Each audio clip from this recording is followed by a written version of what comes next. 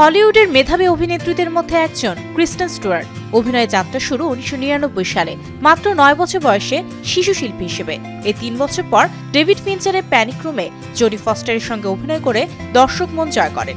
তবে তুমুল আলোচনায় আসেন টুয়াইলাইট সাগা সিনেমা দিয়ে। সম্প্রতি ক্রিস্টেন স্টুয়ার্ট আবারও আলোচনায় এসেছেন। প্রকাশ হয়েছে তার নতুন সিনেমা লাভ মি এর ট্রেলার। সেখানে স্টিভেন ইয়েনের সঙ্গে জুটি হয়ে অভিনয় করতে দেখা গেছে তাকে। ট্রেলারে মিলেছে জমজমাট রোমান্টিক এক গল্পের আভাস। ট্রেলার থেকে ধারণা করা যাচ্ছে লাভ মি হতে যাচ্ছে একটি অস্বাভাবিক এবং মনে দাগ কাটবে এমন গল্পের সিনেমা।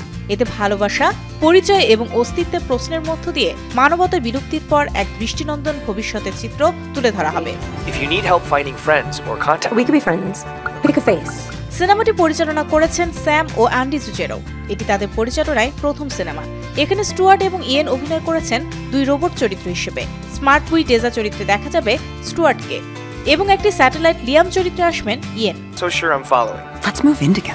মানবতা বিলুপ্তির বহু পরে তারা অনলাইনে পরিচিত হন এবং পৃথিবীর হারানো ইতিহাস সম্পর্কে জানতে গিয়ে তাদের সম্পর্ক গড়ে ওঠে। ডিজিটাল মাধ্যম এবং কৃত্রিম বুদ্ধিমত্তার মাধ্যমে তারা পৃথিবী ও মানবতার জীবনযাত্রা সম্পর্কে জানতে শুরু করেন, একে অপরকে ভালোবাসতে শুরু করেন এবং অস্তিত্বের গভীরতা বুঝতে চেষ্টা করেন তারা। লাভ মি সিনেমাটি চলতি মাসের ৩১ তারিখে মার্কিন যুক্তরাষ্ট্র সহ বিশ্বের নানা দেশের সিনেমা হলগুলোতে মুক্তি পাবে। তবে যুক্তরাজ্যে মুক্তির তারিখ এখনো ঘোষণা করা হয়নি।